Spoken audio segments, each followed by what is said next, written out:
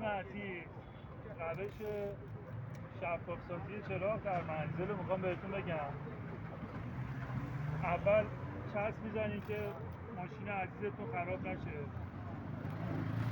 خیلی با دقت روی رنگ. حالا یه سی خدمتتون میگم، ببینید اینجا الان ما یه خط هم داریم، زردی و کدری هم داریم. اول با سوماته 240 ما اینو تست میکنیم. اول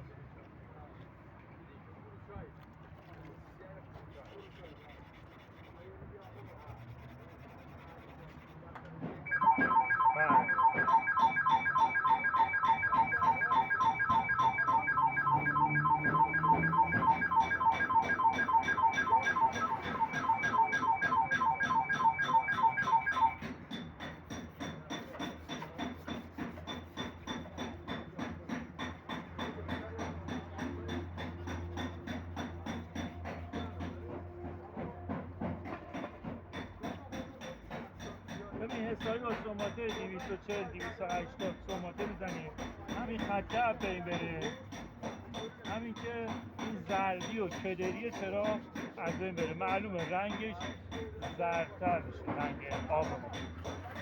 اینو اول انجام میدیم روی این. حالا ما این سوماته کهنه داریم، 600 800 هر کدوم باشه میشه. روی اینو میزنیم، انجامش میدیم. دوباره روی همینا رو به همین صورت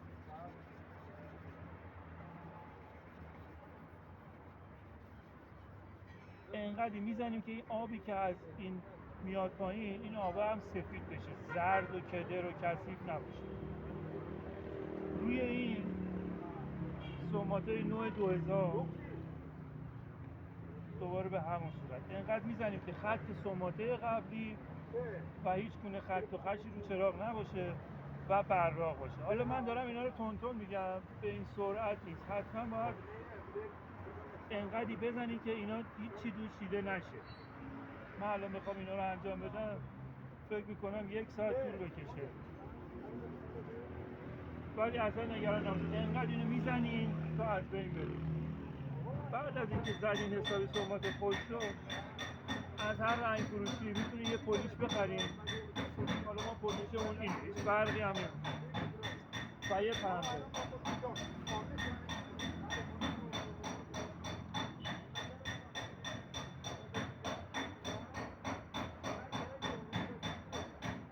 به این صورت